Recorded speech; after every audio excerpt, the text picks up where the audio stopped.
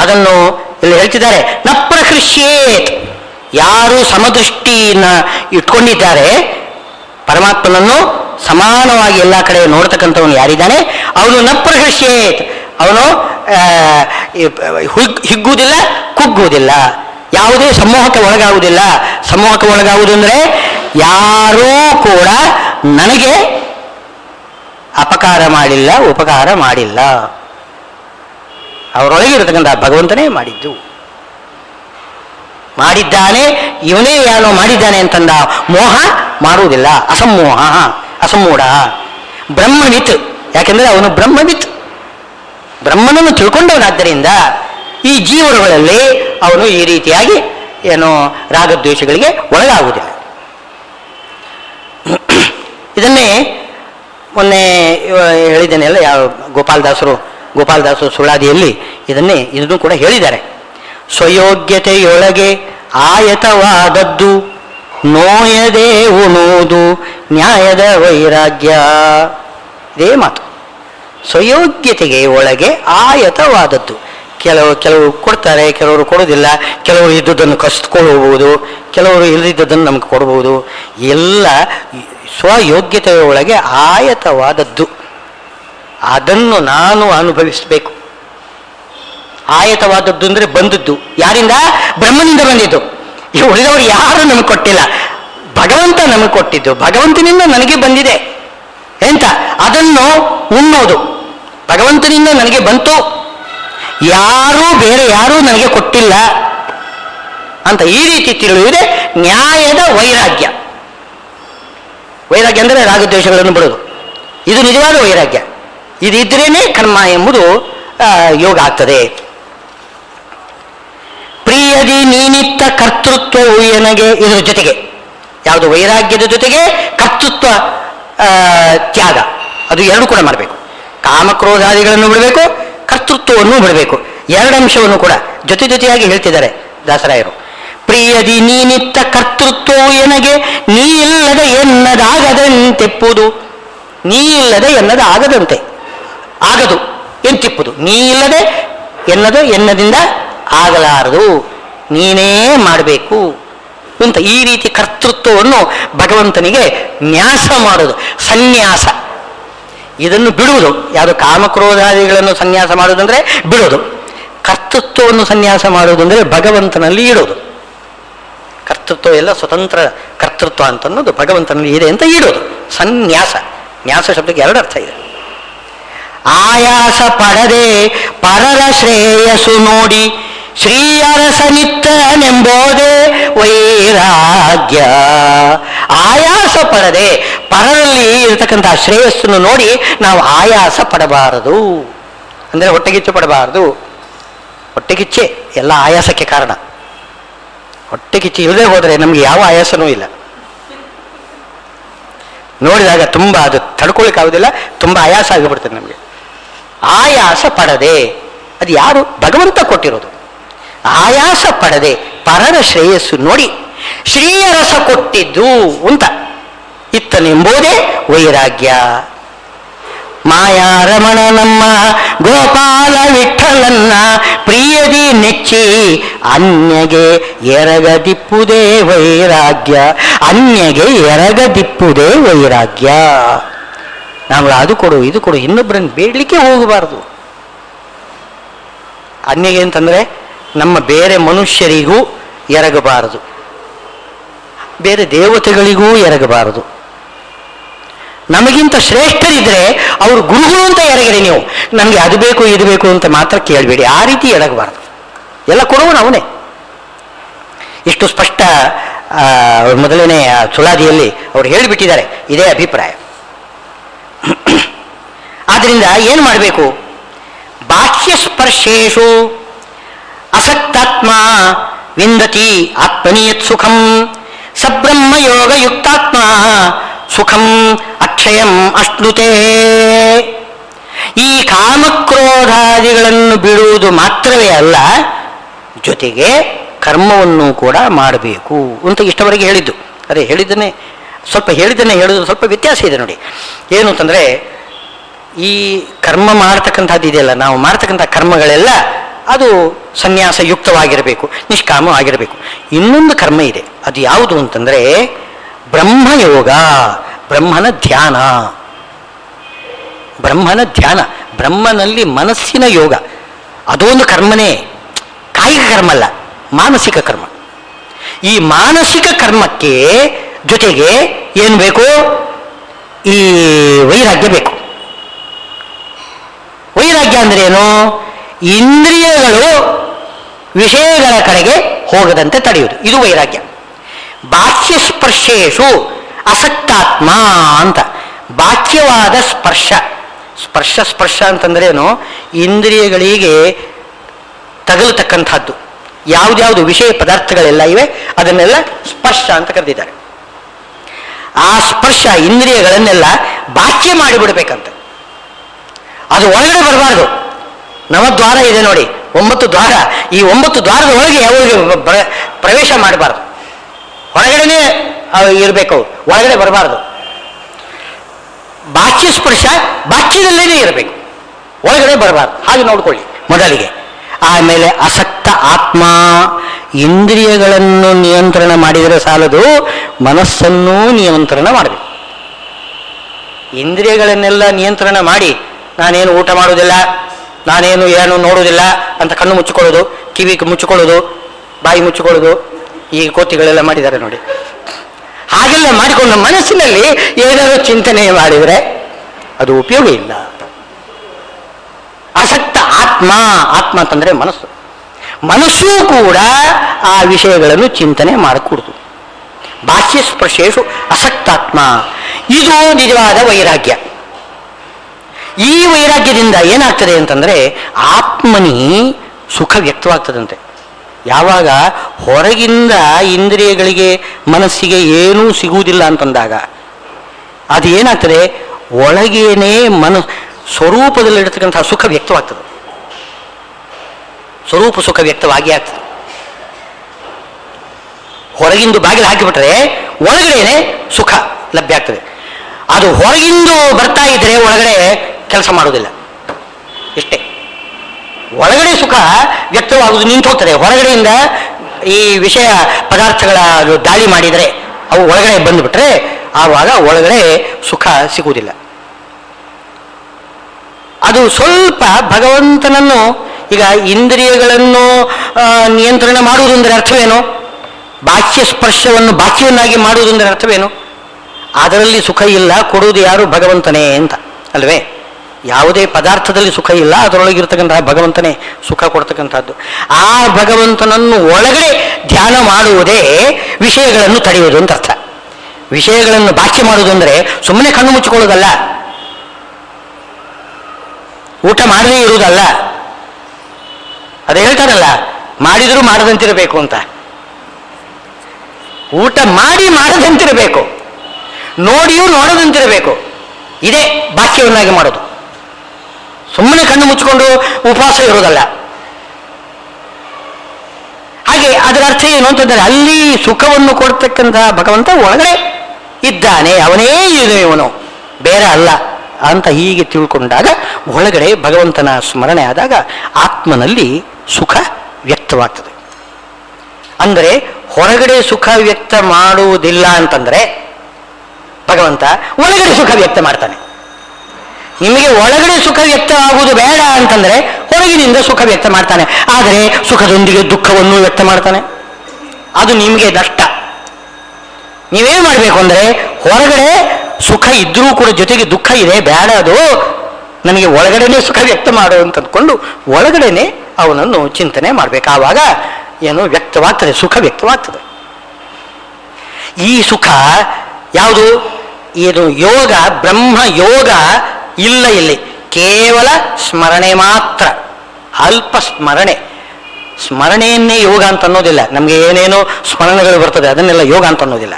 ಪರಮಾತ್ಮನ ಸ್ಮರಣೆ ಬಂತು ಅಂದರೆ ಅದು ಯೋಗ ಆಗುವುದಿಲ್ಲ. ಯೋಗ ಆಗುವುದು ಯಾವಾಗ ಅಂತಂದರೆ ಧ್ಯಾನ ರೂಪವಾಗಿ ನಿರಂತರ ಸ್ಮರಣೆ ಆಗಬೇಕು. ಕಿಂಚಿತ್ ಸ್ಮರಣೆ ಅದು ಯೋಗ ಅಂತ ಅನ್ನಿಸೋದಿಲ್ಲ, ನಿರಂತರ ಸ್ಮರಣೆ ಆಗಬೇಕು. ಯಾವಾಗ ಮನಸ್ಸಿನ ಒಳಗಡೆ ನಿರಂತರ ಸ್ಮರಣೆ ಬರ್ತದೆ ಆವಾಗ ಏನು ಅಕ್ಷಯ್ಯಂ, ಆ ಆತ್ಮನಲ್ಲಿ ಬರ್ತಕ್ಕಂಥ ವ್ಯಕ್ತವಾಗತಕ್ಕಂತಹ ಸುಖ ಕ್ಷಯಿಸುವುದೇ ಇಲ್ಲ, ಅಕ್ಷಯವಾಗ್ತದೆ. ಅಕ್ಷಯವಾಗಿರ್ತಕ್ಕಂತಹ ಸುಖ ಸಿಗ್ತದೆ.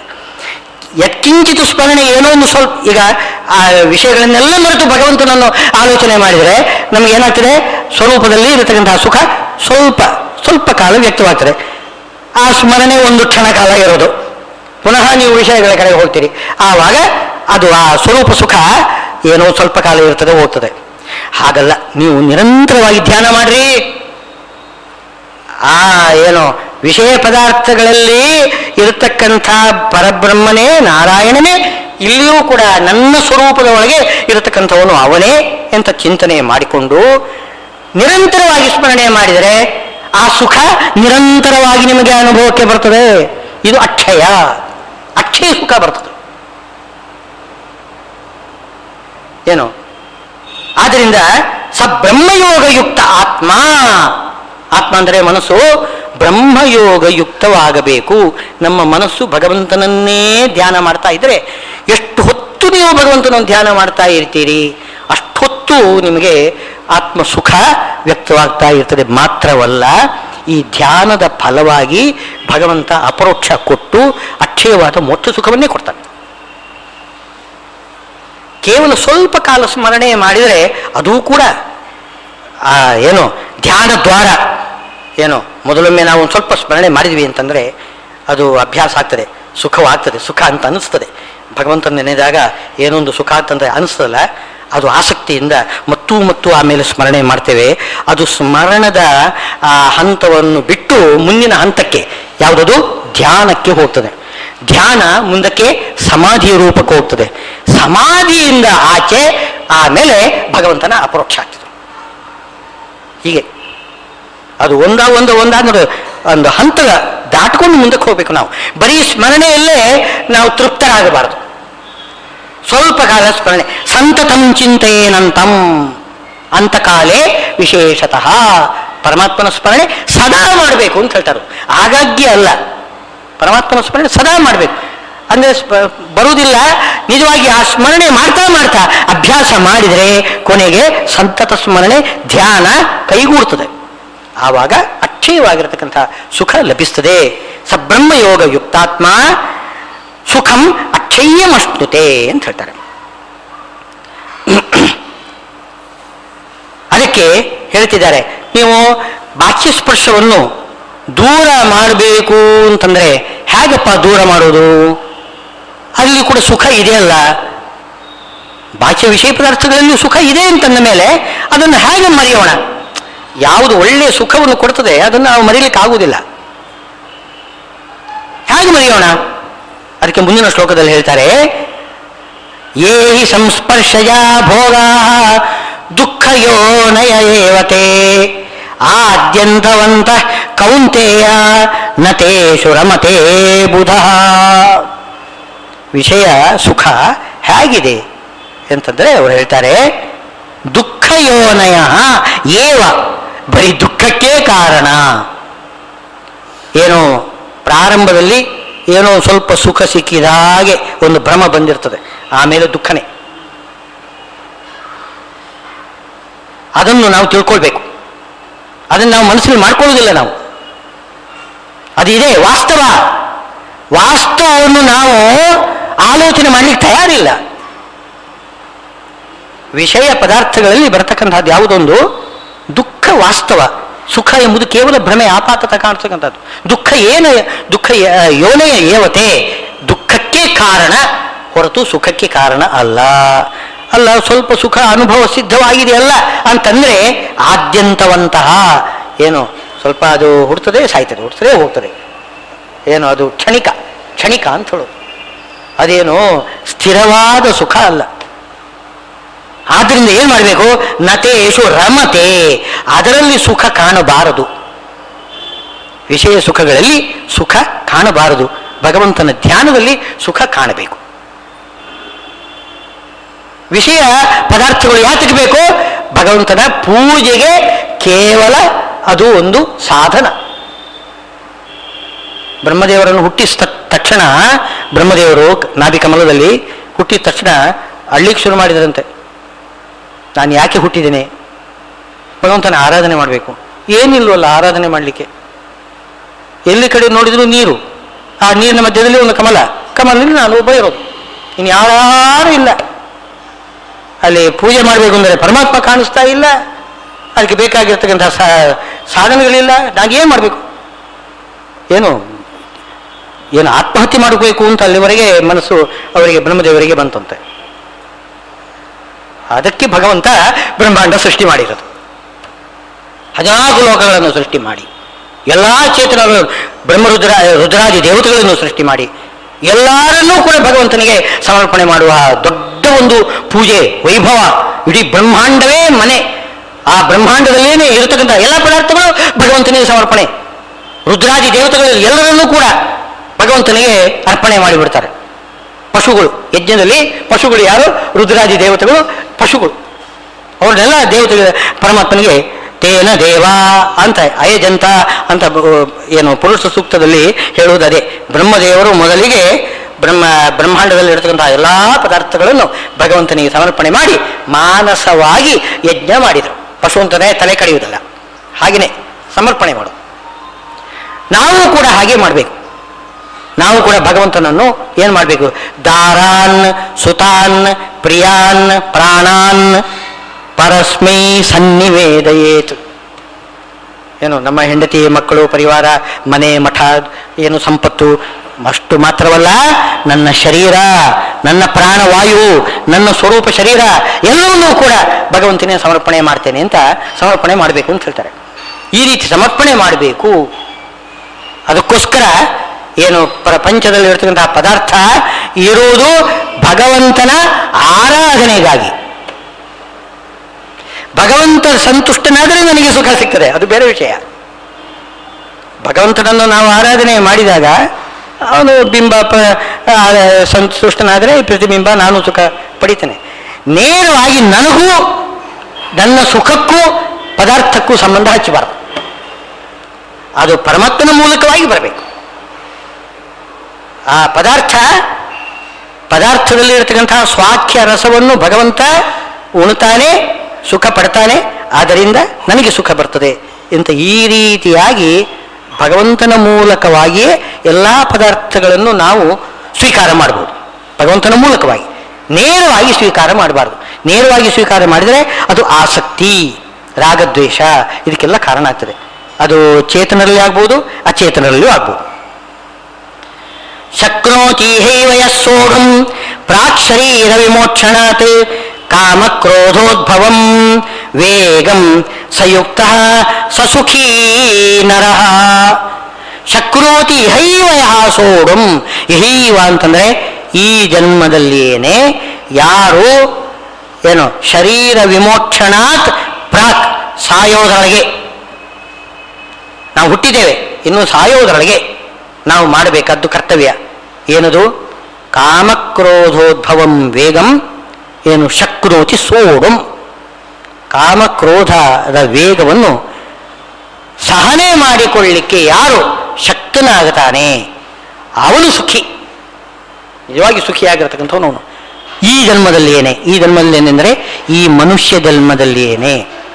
ಈಗ ಒಂದು ವೇಳೆ ಈ ಮನುಷ್ಯ ಜನ್ಮದಲ್ಲಿ ನಾವು ಪ್ರಯತ್ನ ಮಾಡಿಲ್ಲ, ಕಾಮಕ್ರೋಧಾದಿಗಳನ್ನು ಬಿಡಲಿಕ್ಕೆ ನಾವು ಪ್ರಯತ್ನವನ್ನೇ ಮಾಡಿಲ್ಲ ಅಂತಂದರೆ ಅದರ ಫಲವಾಗಿ ನಮಗೆ ಮುಂದೆ ಮನುಷ್ಯ ಜನ್ಮ ಕೊಡುವುದಿಲ್ಲ. ಈಗ ನಿಮಗೆ ಮನುಷ್ಯ ಜನ್ಮ ಕೊಟ್ಟಿದ್ದಾರೆ ಪರಮಾತ್ಮ. ಯಾಕೆ ಅಂತಂದರೆ ಸಾಧನ ಶರೀರ, ಸಾಧನಕ್ಕಾಗಿ ಮನುಷ್ಯ ಶರೀರ ಕೊಟ್ಟಿದ್ದಾನೆ. ಸಾಧನ ಮಾಡಿಲ್ಲ ಅಂತಂದರೆ ನಿನಗೆ ಯಾಕೆ ಮನುಷ್ಯ ಶರೀರ ಅಂತಂತಾನೆ. ಸಾಧನ ಶರೀರ ಬೇಡ ಅಂತ ಪ್ರಾಣಿ ಶರೀರ ಕೊಡ್ತಾನೆ.